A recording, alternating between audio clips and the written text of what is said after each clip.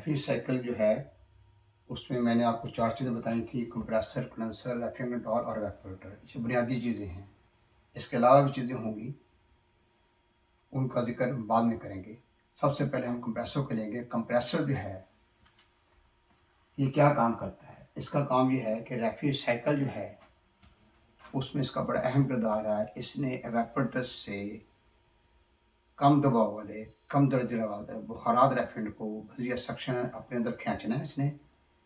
उसका दबाव बढ़ाना है। जब दबाव बढ़ जाएगा, दर्जा भी बढ़ जाएगा, तो ज़्यादा दबाव और ज़्यादा दर्जे वाले बुखारात रेफ्रिजरेंट को बज़रिया डिस्चार्ज एंड कंडेंसर में भेजना।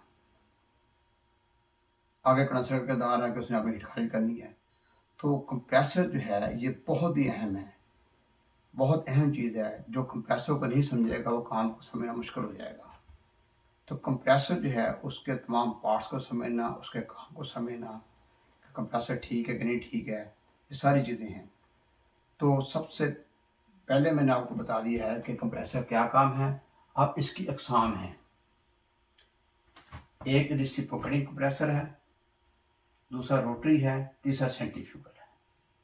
रेसिप्रोकेटिंग 3 किस्में हैं: ओपन टाइप, सेमी सील्ड और सील्ड। रोटरी की स्टेशनरी ब्लेड और सीलिंग ब्लेड, और सेंट्रीफ्यूगल की एक किस्म है। पहला कंप्रेसर जो है, वो है रेसिप्रोकेटिंग कंप्रेसर। रेसिप्रोकेटिंग कंप्रेसर जो है, इसकी 3 अक़साम हैं: ओपन टाइप, सेमी सील्ड और सील्ड। काम करने का असूल तमाम का एक ही है। दूसरे नंबर पर रोटरी कंप्रेसर है। रोटरी कंप्रेसर की 2 किस्में हैं: स्टेशनरी ब्लेड और रोटरी ब्लेड। स्टेशनरी ब्लेड जो है, इसका इस्तेमाल बहुत ज़्यादा है, रोटरी का इस्तेमाल ना होने के बराबर है। सेंट्रीफ्यूगल कंप्रेसर जो है, उसकी एक ही किस्म है और इसका इस्तेमाल सिर्फ कमर्शियल प्लांट में होता है।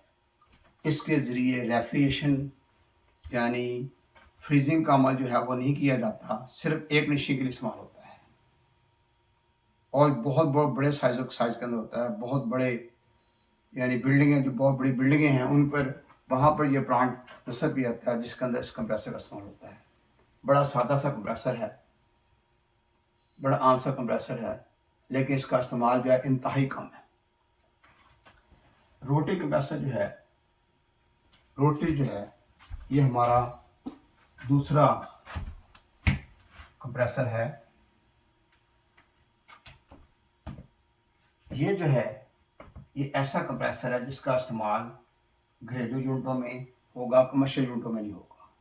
सेंट्रीफ्यूगल कंप्रेसर का इस्तेमाल ना किसी फ्रिज में होगा, ना डीप फ्रीजर में होगा, ना किसी इलेक्ट्रिक वाटर कूलर में, ना किसी विंडो एसी में होगा, ना किसी स्प्लिट टाइप एसी में होगा, ना इसमें इन्वर्टर में होगा, ना किसी पैकेट टाइप यूनिट में होगा, ना फ्लोर स्टैंडिंग अलमारी में होगा, ना किसी कार में होगा, ना किसी बस के एसी के अंदर होगा, ना किसी फ्लाइंग कोच के इसके अंदर होगा, ना किसी बर्फ़ खाने पे होगा, ना किसी कोल्ड स्टोरेज पे होगा, ना किसी आइसक्रीम प्लांट में होगा, ना कैंडी प्लांट में होगा, ना हवाई जहाज़ के अंदर होगा, ना बैरी जहाज़ के अंदर होगा।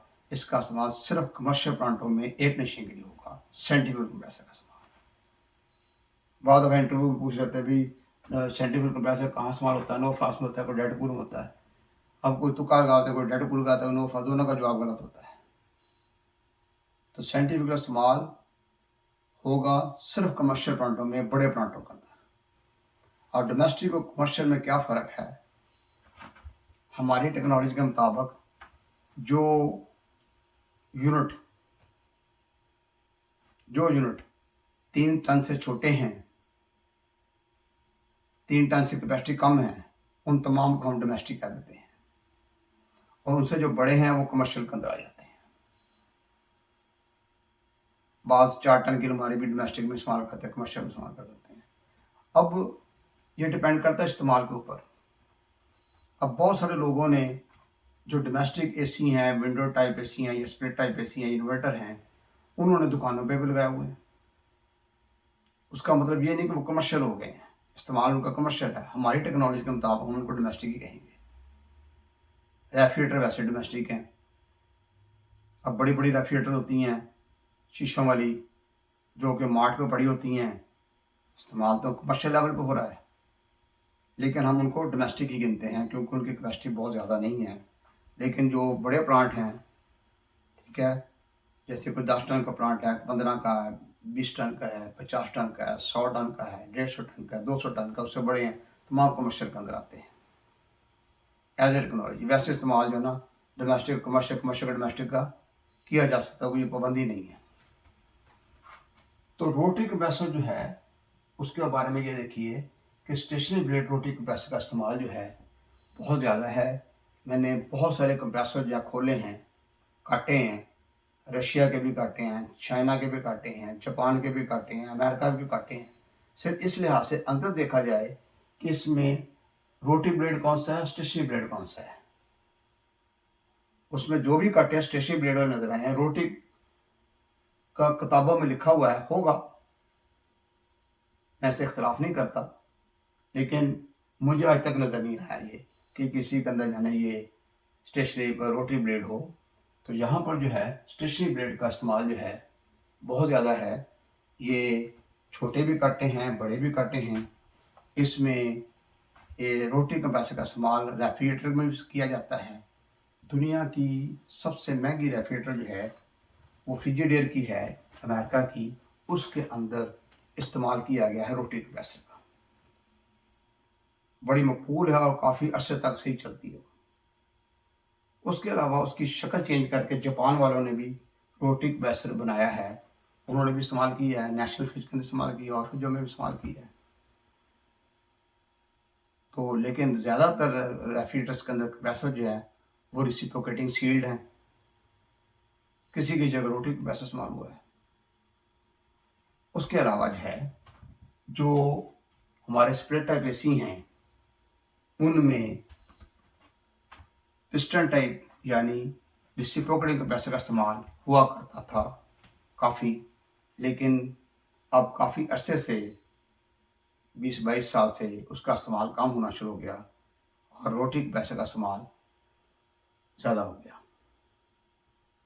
अब बाज़ टेक्नीशियन यहाँ तक कहते हैं यार इसकी रोटी ख़राब हुई है। एक्चुअली रोटी कंप्रेसर ख़राब हुआ है जिसको हम रोटी कह देते हैं, तो उसका इस्तेमाल बहुत ज़्यादा हुआ है।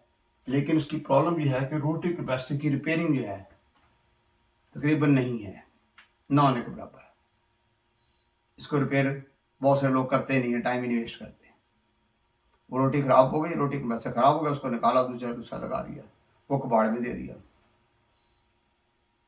इस तरीके से होता है। ऐसा भी है कि रोटी कंप्रेसर ख़राब हो गया, हम किसी कबाड़ियों के पास ले जाते हैं, उनके पास सही भी पड़े होते हैं, उनको दिया, उसको दूसरा ले लिया, पैसे पेमेंट की, उसको ला के लगा लिया।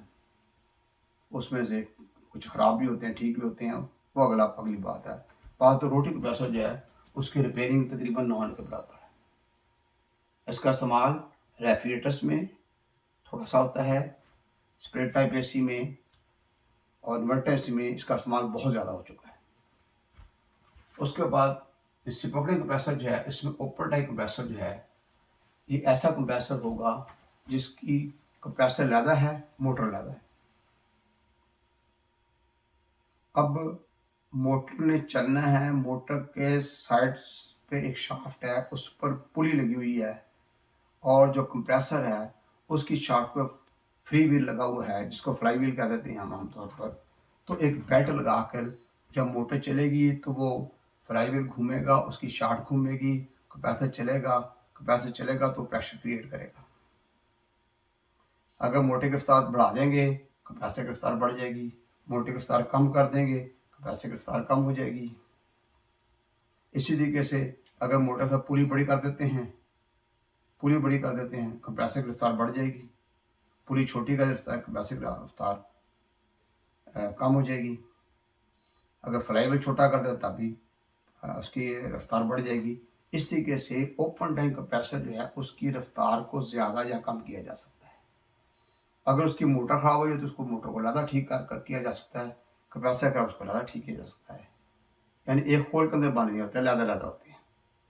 आपने ये पंक्चर लगाने वाले जो हैं उनके पास आपने टैंकी देखी होगी, उसके ऊपर एक मोटर लगी हुई है, एक पंप लगा हुआ है, वो एयर पंप होता है। जब मोटर चलती है वो आम हवा लेता है, उसके उसी हवा को प्रेशराइज करके टैंकी के अंदर भेज देता है, वो भी पंप है। बिल्कुल वैसी शक्ल का आपको कंप्रेसर नज़र आएगा। दुनिया में शुरू में जो कंप्रेसर बने थे ओपन टाइप बने थे, और अब ओपन टाइप का इस्तेमाल हो कहाँ रहा है। कैंडी प्लांट जो हैं, कुल्फियों वाले प्लांट, वहाँ पर इसका इस्तेमाल हो रहा है। आइसक्रीम प्लांट, वहाँ पर इसका इस्तेमाल हो रहा है। इसके अलावा बर्फाने में वहाँ हो रहा है, कोल्ड स्टोरेज में हो रहा है। इसके अलावा भी किसी बड़े प्लांट के ऊपर इसको उसका इस्तेमाल किया जा सकता है। तो इसका इस्तेमाल जो है इस लिहाज से है, लेकिन इसकी रफ्तार को कम बेश कर सकते हैं, ये इसके अंदर ऑप्शन होती है। इसको बनाना, इसकी मरम्मत करना, इसकी देखभाल करना बहुत आसान है। वजह यह कंप्रेसर सामने नज़र आ रहा है, तो उसको रिपेयरिंग मुश्किल नहीं है ओपन टाइप कंप्रेसर की। उसके बाद सेमी सील्ड आ जाता है। सेमी सील्ड ऐसा कंप्रेसर होता है कि उसके दो पोर्शन होते हैं जो इकट्ठे होते हैं साथ साथ। एक तरफ मोटर लगी होगी और एक तरफ कंप्रेसर होगा। मोटर जो है अगर ख़राब हो जाए, उस तरफ प्लेट लगी होती है, खोलने के बाद मोटर को रिपेयर किया जा सकता है। और अगर कंप्रेसर ख़राब हो जाए, वो एक साइड पे होता है, उसको खोल के लादा किया जा सकता है। लेकिन दोनों साथ साथ होते हैं, ना ये सील्ड है ना ये ओपन टाइप है मुकम्मल। तो इस तरीके से उसका इस्तेमाल कहाँ पर होता है? उसका इस्तेमाल पैकेट टाइप इग्निशन जो है उनके अंदर हो रहा है। पैकेट टाइप इग्निशन होते हैं उनके अंदर हो रहा है। इसके अलावा भी कई जगह पर इस्तेमाल किया जाता है। बहुत बड़ा इलेक्ट्रिक वाटर कूलर हो, टैंकी वाला, वहाँ पे इस्तेमाल कर सकते हैं। वहाँ ओपन टाइप होता है, ये भी हो जाता हो सकता है। तो इसका इस्तेमाल जो है ये कमर्शियल प्लांटों में, या जो आपके सिनेमा घरों के प्लांट हैं इग्निशन के, वहाँ पर सेमी सील्ड का इस्तेमाल बहुत ज़्यादा है। उसके बाद सील कंप्रेसर आ जाता है। तो सील कंप्रेसर जो है इसका इस्तेमाल डोमेस्टिक लेवल पर दुनिया में सबसे ज़्यादा है। तो इसमें कंप्रेसर और मोटर एक ही खोल में बंद कर दिए जाते हैं ताकि उसकी आवाज़ कम हो। तो दुनिया की जितने भी रेफ्रिजरेटर्स हैं, वो डेड कूल हैं या नो फ्रॉस्ट हैं, उनमें इसका इस्तेमाल आम है। डीप फ्रीजर के अंदर भी इसका इस्तेमाल हो रहा है। आम इलेक्ट्रिक वाटर कूलर जो है उनके अंदर इसका इस्तेमाल हो रहा है। विंडो टाइप एसी के अंदर इसका इस्तेमाल काफ़ी हुआ है। स्प्लिट टाइप एसी में भी इनका इस्तेमाल देखने में आया है। 4 टन की अलमारी जो है उसके अंदर भी इसका इस्तेमाल हुआ है। अब इसमें भी सील्ड के अंदर भी दो किस्में आ जाती हैं। एक ऐसा सील्ड कंप्रेसर बड़ा जिसको 3 फेस दिया जाता है, और एक ऐसा है जो आम हैं छोटे, वो सिंगल फेस पे चलते हैं। जैसे दुनिया की जितनी भी रेफ्रिजरेटर्स हैं तमाम सिंगल फेस पे चल रही हैं। अब बाज़ ममालिक में 110 वोल्ट पे चल रहा है कंप्रेसर की मोटर, बाज़ पे 220 पे चल रही है सिंगल फेस है इस तरीके से। लेकिन जो सील कंप्रेसर है ये ख़राब हो जाए तो इसकी पहला जो है ओपन टाइप, इसकी मरम्मत करना, देखभाल करना आसान है। सेमी सील्ड उससे थोड़ा सा मुश्किल होता है, उसकी रिपेयरिंग जो है थोड़ी सी मुश्किल है, और सील्ड की उससे ज़्यादा मुश्किल है उस लिहाज से कि सील्ड कंप्रेसर की अगर रिपेयरिंग करनी हो तो उसको काटना पड़ता है। पहले के ज़माने में हम खुद काटा करते थे, अब तो आसानी बड़ी पैदा हो गई है। कंप्रेसर ठीक करने वाले बैठे हुए हैं बंदे, उनके पास कटर लगे हुए हैं। हम फ्रिज में से कंप्रेसर निकालते हैं, उसकी डिस्चार्ज लाइन, सक्शन लाइन जो हैं, ठीक है ना, उन पर रेगमा लगा के गैस बाहर निकाल के बत्ती लगा के डिस्चार्ज लाइन लगा करते हैं, सक्शन लगा करते हैं। किसी में आग कूलर लाइन लगी होती हैं, उनको लगा कर लें, कंप्रेसर को बाहर निकाला, उसका तेल बाहर निकाल के उसके बाद ले जाते हैं। वो कटर लगाता है, कटर लगा के बाहर निकालता है। अगर उसकी मोटर ख़राब हो गई है तो मोटर चेंज करते हैं, पंप ख़राब है तो पंप चेंज कर देते हैं, या पंप के वाल प्लेट ख़राब हो गई है, वाल प्लेट चेंज कर दी। जैसे भी उसको रिपेयरिंग करके दोबारा फिर उसको वेल्ड कर लिया जाता है, दोबारा प्रेशर दे के लीक चेक की जाती है, फिर उसके अंदर ऑयल वगैरह डाला जाता है और दोबारा फ्रिज में लगा गैस चार्ज कर देते हैं। तो ये कहने को तो इनकी निस्बत मुश्किल है, लेकिन ऐसा मुश्किल भी नहीं है कि उसको रिपेयर ना किया जा सके। तो सील्ड कंप्रेसर जो है उसका इस्तेमाल बहुत ज़्यादा है। तो काम करने का असूल जो है ओपन टाइप है या सेमी सील्ड है या सील्ड है, इनके काम करने का असूल एक ही है, एक जैसा ही है। तो एक कंप्रेसर की शक्ल में आपके सामने बनाऊंगा। नेक्स्ट लेक्चर के अंदर, उसको आपको बताऊंगा कि किस तरीके से काम करता है और इसके अंदर क्या क्या चीज़ होती है। तो एक कंप्रेसर समझेंगे, फिर दूसरा, फिर हम इसको अमली तौर पे भी कंप्रेसर को काट के अंदर से आपको तमाम हिस्से जो है ना वो दिखाऊंगा कि ये किस तरीके से होता है।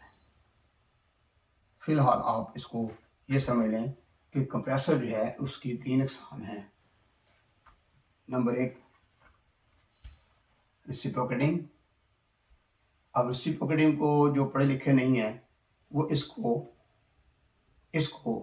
वो जो कह देते हैं पिस्टन टाइप कंप्रेसर कह देते हैं, क्योंकि इसके अंदर पिस्टन इस्तेमाल होता है।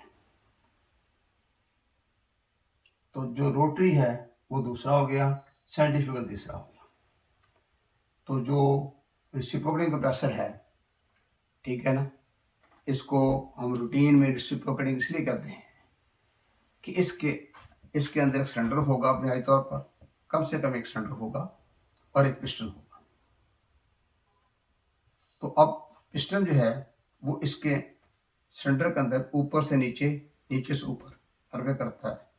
अगर वो यानी हॉरिजॉन्टल में होगा तो left to right, right to left. अगर कोई चीज़ बाएं से दाएं, दाएं से बाएं जानब हरकत करे, जो ऊपर से नीचे, नीचे से ऊपर हरकत करे, तो इस अमल को रेसिप्रोकेटिंग कहते हैं। हर वो कंप्रेसर जिसके अंदर सिलेंडर और पिस्टन है वो रेसिप्रोकेटिंग कंप्रेसर ही है।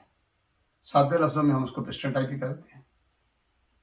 तो उसकी 3 अक़साम कौन कौन सी हैं?